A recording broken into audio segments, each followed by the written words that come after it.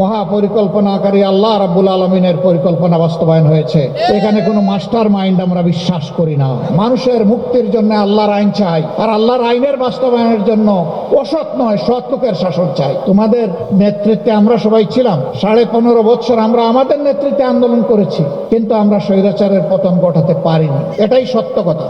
কিন্তু আলহামদুলিল্লাহ এই 15.5 বছরের ধারাবাহিকতায় শেষ আঘাতটা তোমাদের নেতৃত্বে জাতি ফ্যাসিজমের উপর দিয়েছিল এবং জাতি সফল হয়েছে। এর কৃতিত্ব আল্লাহ রাব্বুল আলামিন। 5 আগস্টের একদিন আগেও এদেশের মানুষ জানতো না আগামীকাল কি হতে যাচ্ছে। সবার একই কথা, কেমনে কি হয়ে গেল। কেউ কেউ বলে আল্লাহ তাআলা সম্ভবত আবাবিলের মতো কিছু এখানে পাঠিয়েছিলেন। অনেকে আবার নিজেরা কৃতিত্ব দাবি করেন, আমি মাস্টার মাইন্ড, অমুক ভাই মাস্টার মাইন্ড, তমুক নেতা মাস্টার মাইন্ড। মহাপরিকল্পনাকারী আল্লাহ রাব্বুল আলামিনের পরিকল্পনা বাস্তবায়ন হয়েছে। এখানে কোনো মাস্টার মাইন্ড আমরা বিশ্বাস করি না। সমস্ত কিছুর কৃতিত্ব আল্লাহ তাআলার। এই আন্দোলনের সামগ্রিক কৃতিত্বে এদেশের 18 কোটি মানুষ সম্পৃক্ত ছিল, আর নেতৃত্বের দায়িত্বে ছিল আমাদের যুব সমাজ।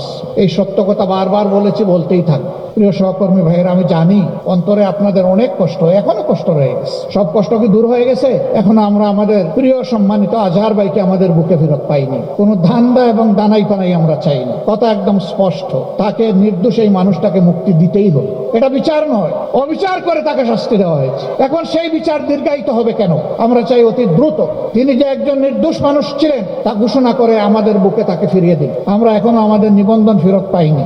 একটা মাত্র দল, যেই দলের শীর্ষ নেতাদেরকে খুন করা হয়েছে, 1 নয় 11 জন। একটা মাত্র দল, যে দলের কেন্দ্রীয় অফিস থেকে সারা দেশের সমস্ত অফিসে তালা ঝুলিয়ে রাখা হয়েছিল। একটা মাত্র দল, যে দলের নিবন্ধন এবং লোগো কেড়ে নেওয়া হয়েছে। একটা মাত্র দল, যেই দলকে নিষিদ্ধ ঘোষণা করা হয়েছে। জ্বালা, বড় জ্বালা। জ্বালা কেন জ্বালা?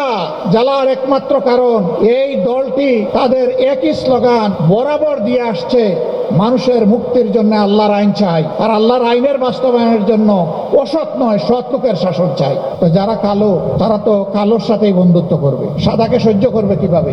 পেঁচা দিনের বেলা চোখ বন্ধ করে থাকে, দিনের আলোয় চলতে পছন্দ করে না, এবং বলতে থাকে যে না, আজকে সূর্য উঠে নাই। সূর্য সে দেখে নাই, কারণ চোখ যে বন্ধ।